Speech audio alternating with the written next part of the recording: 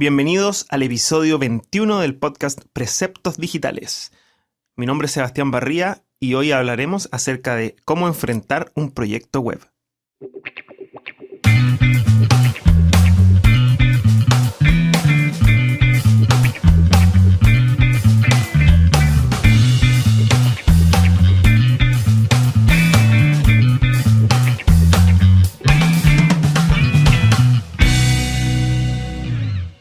Bueno, antes de comenzar con el tema de fondo de esta semana, me gustaría agradecer profundamente a todas las personas que se dan el tiempo de escuchar el podcast y de aportar con sus comentarios, sean buenos o malos, y de interactuar en redes sociales.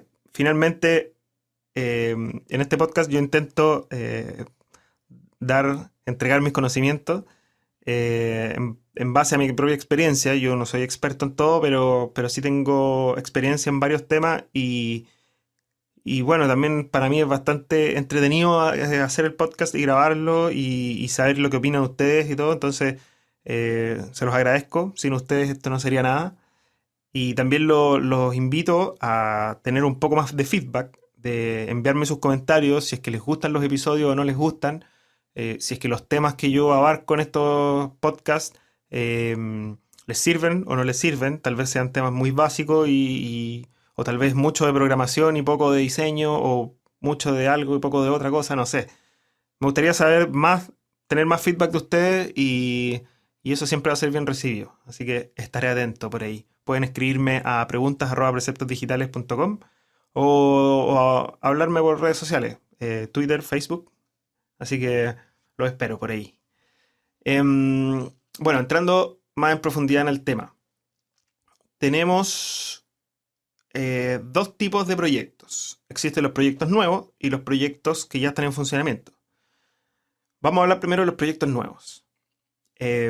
Uno de los temas principales que hay que tener en mente al enfrentarse con un proyecto nuevo es algo así como la preproducción, como definir el proyecto. Antes de comenzar a trabajar, nosotros tenemos que definir el proyecto. Y obviamente, nuestro cliente no siempre va a tener claro el tema y ni todo lo que hay que tener en mente, pero sí nosotros. Entonces, acá lo que quiero hacer es algo así como un repaso de lo que yo tengo en mi mente cuando yo enfrento un proyecto con algún cliente. Lo primero que hay que tener en mente puede ser, obviamente, definir el concepto principal de nuestro proyecto o nuestro objetivo principal de nuestro proyecto. No sé, un sitio para venta de autos. Listo, lo tengo definido. Y en teoría yo no debería avanzar más en un proyecto si es que no está bien definido. Muchas veces llegan los clientes con hojas, con diseños, con un montón de cosas y realmente no tienen claro cuál es el concepto principal. Y obviamente este concepto principal tiene que ser algo muy simple. Mientras más simple es mejor. Piensen en, no sé, Twitter o en Facebook. Si ustedes le dicen describe en Facebook, describe de qué es Facebook o qué es Twitter en pocas palabras. Eso mismo lo hicieron las personas que crearon esto en un principio.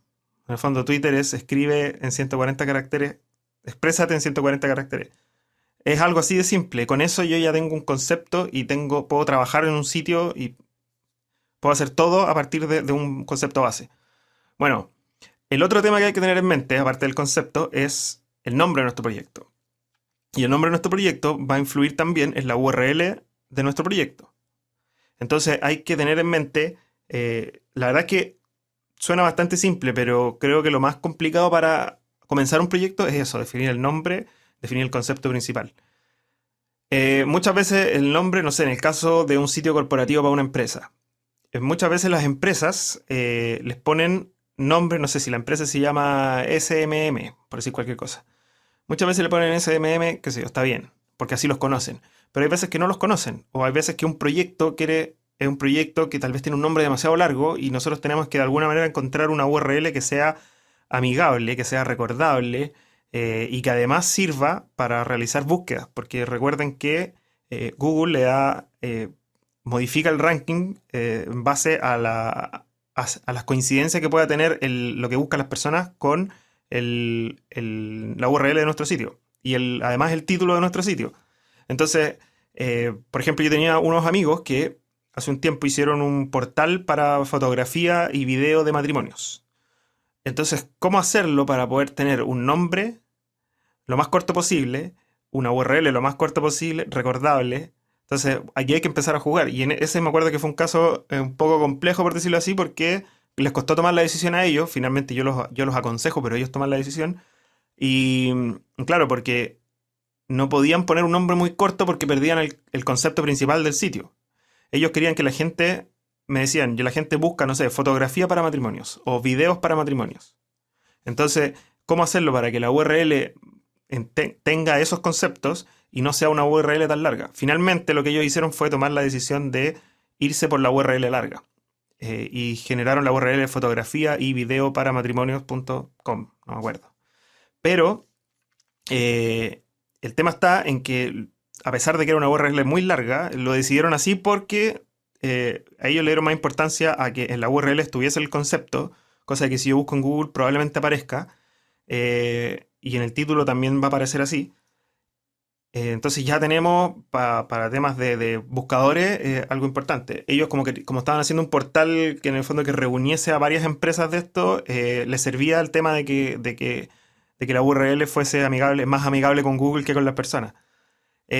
Aún así, si viene una URL muy larga, es muy fácil de recordar, porque ya sabemos de qué se trata, es probable que no se les olvide, porque, porque el concepto principal ya está incorporado en la URL. Bueno, a eso voy. Definir la URL es complejo. Como siempre hay que tener en mente la URL lo más corta posible, pero que tenga el concepto principal, que puede ser el nombre de la empresa, puede ser el nombre del proyecto, no sé, pero hay que definirlo así. Ya con eso en mente, una de las cosas que yo creo que son bastante importantes es definir el logotipo, porque el logotipo lo que hace, o sea, para poder definir el logotipo hay que definir los conceptos principales, que si bien ya está definido nuestro concepto principal, pero concepto principal en cuanto a diseño, en cuanto a personalidad de nuestro sitio, cómo queremos que sea nuestro sitio, qué es lo que va a expresar nuestro sitio, un sitio para jóvenes, para viejos, para bebés, para mamás, para abuelas, no sé. Eh, Nosotros tenemos que poder volcar lo que tenemos como dueños del proyecto, por decirlo así. Bueno, nuestro cliente tiene que poder volcar como dueño del proyecto eso en un logotipo. Lo hagamos nosotros o no, pero lo importante es poder volcarlo, porque de eso, a partir de eso, nosotros como desarrolladores o diseñadores vamos a poder llevar a algo más tangible el sitio web. Si no existe un logotipo, eh, todo va a tener que ser basado en lo que nosotros propongamos. Entonces, ¿qué pasa si al cliente no le gusta? Distinto es cuando uno comienza sobre un concepto y sobre un logotipo que ya existe, que el cliente ya lo aprobó y esa quiere que sea su personalidad de sitio. Eh, Creo que eso es bastante bueno y bastante mucho más fácil de como para tomarlo nosotros para poder desarrollar algo y diseñar algo y proponer algo. Porque estamos proponiendo sobre los conceptos que él mismo ya definió. Bueno, no me doy más vuelta en eso, pero esos son los temas principales que se deberían definir. El proyecto se aborda en base a los conceptos, se genera una propuesta de wireframes, de arquitectura de la información, cómo va a ir la información y cómo se va a ordenar. Y finalmente nos lanzamos con un diseño, una propuesta, donde va a ir toda la funcionalidad de nuestro sitio graficada ya y visualizable por el cliente para imaginarse cómo va a ser el sitio. Y luego comenzamos con el desarrollo.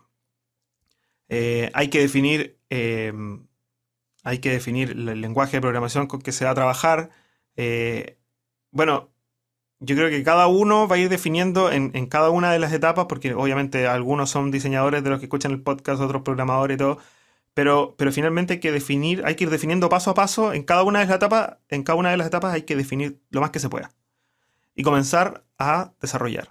Y obviamente lo que se defina tiene que ir en base al concepto principal y en base a los conocimientos nuestros también, porque yo no me voy a tirar a decir voy a programar en Java si no sé programar en Java. Bueno, eso es como la previa a nuestro sitio, cómo enfrentarlo, el proyecto web, un proyecto nuevo. Pero también hay que tener en mente muchas cosas.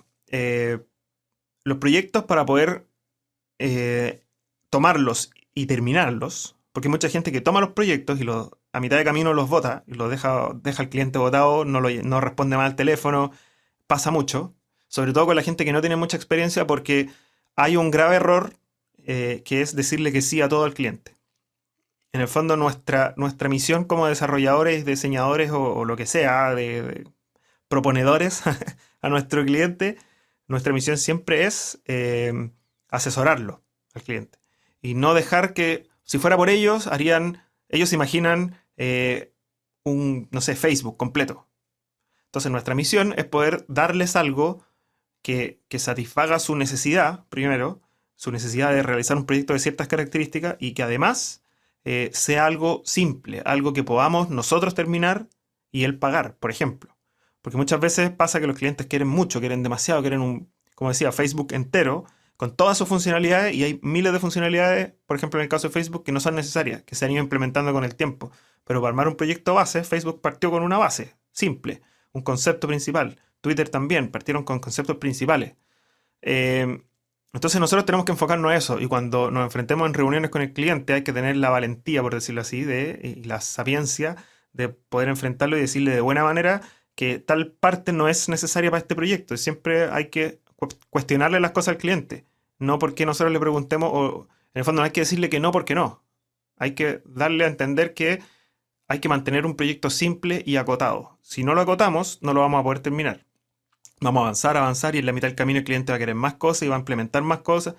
Yo lo que hago es trato de mantener siempre a los clientes como en raya, por decirlo así, decirle, ok, terminemos, lancemos el proyecto como está, lo que necesitamos hacer, y luego vamos añadiéndole, preparemos todo eso que tú quieres para una versión 2.0, porque primero hay que ver si el proyecto funciona, no sacamos nada con hacer un megaproyecto si después se lanza y el proyecto no funciona. Entonces, partamos por lo simple, hagamos lo necesario y para que podamos manejarlo y podamos lanzarlo.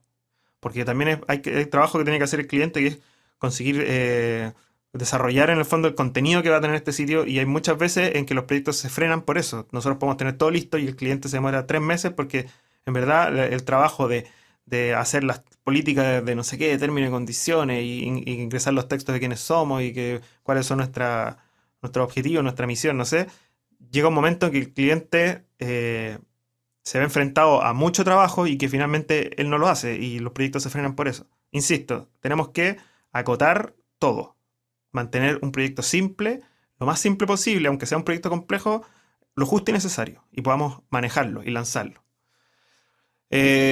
Como yo decía, el tema es, si no, lanzar los proyectos por etapas.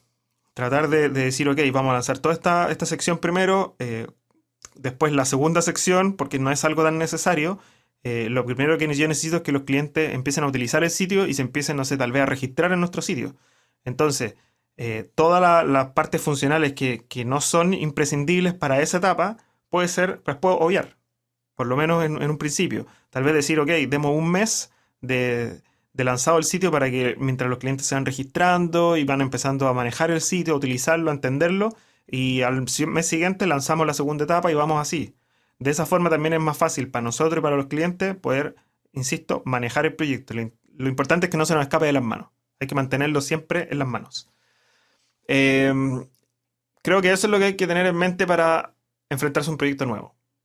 Y a nosotros como diseñadores o desarrolladores, siempre tenemos que tomar un proyecto nuevo, aparte de como un desafío y algo entretenido, tenemos que pensar cómo podemos mejorar los futuros proyectos. Porque finalmente nosotros tenemos que ir evolucionando y siempre es bueno avanzar y mejorar nuestra forma de trabajo. Sean diseñadores, sean programadores, sean maqueteadores, lo que sea. Lo importante es pensar,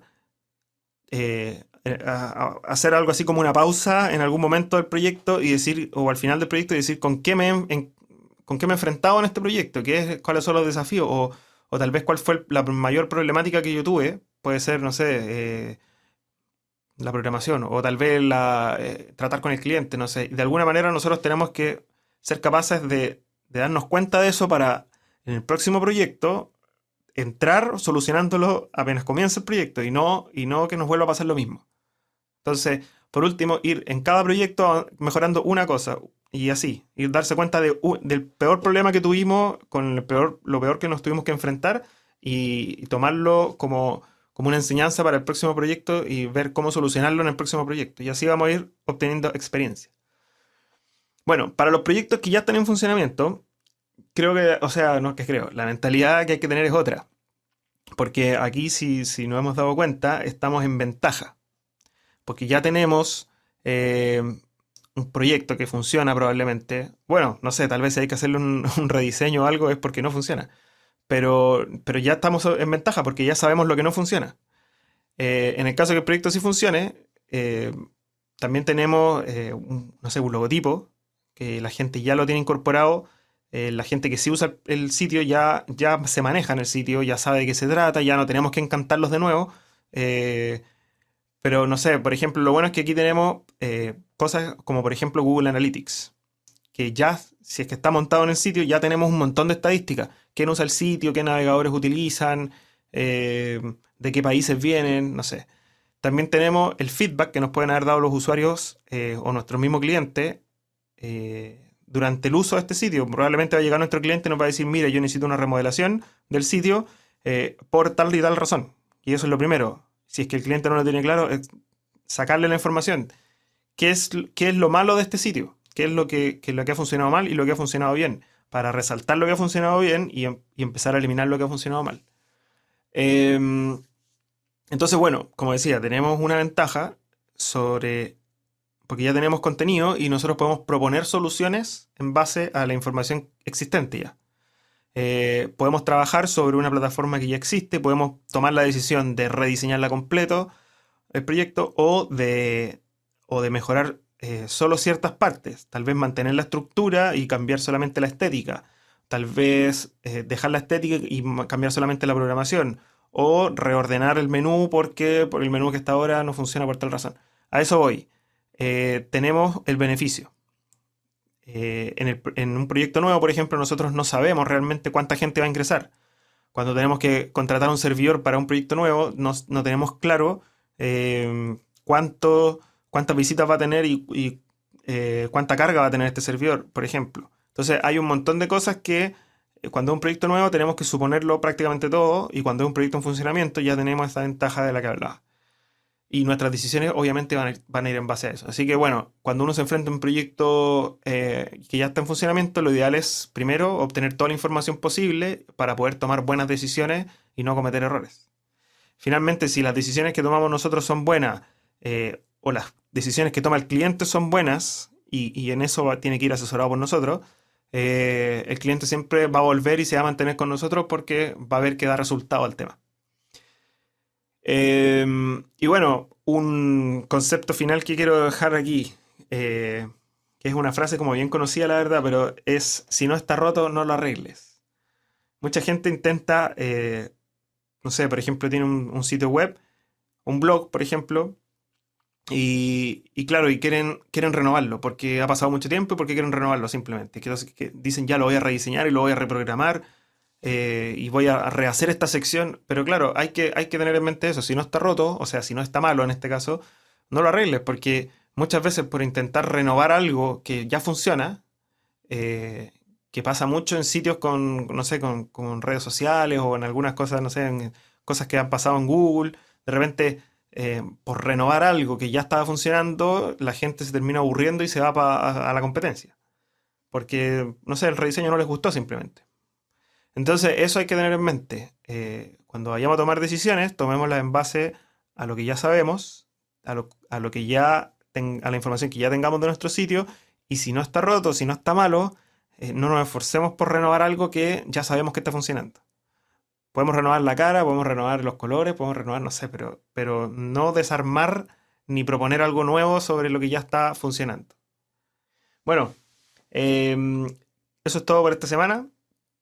Creo que ahora en febrero me voy a dar una semana de vacaciones mentales para el podcast. Tengo algunas canciones que quiero grabar y voy a aprovechar este mes para enfocarme a eso en mis tiempos libres. Así que vamos a tener unas vacaciones de unas 2 o 3 semanas para el podcast. Así que bueno, nos veremos a la vuelta a finales de febrero, probablemente, o principio de marzo. Y quedo atento a su feedback, a sus comentarios. Recuerden ingresar a vip.preceptosdigitales.com y ver el video que publiqué la semana pasada de el falso responsive, que es algo bastante interesante, que no es muy común en internet. Yo busqué harta información, no encontré, así que los invito a averiguar cómo hacer sitios responsive, sobre todo para minisitios, de una manera mucho más simple que un sitio realmente responsive y que utilizar librerías y cosas extrañas. Nos vemos, que estén bien. Chao.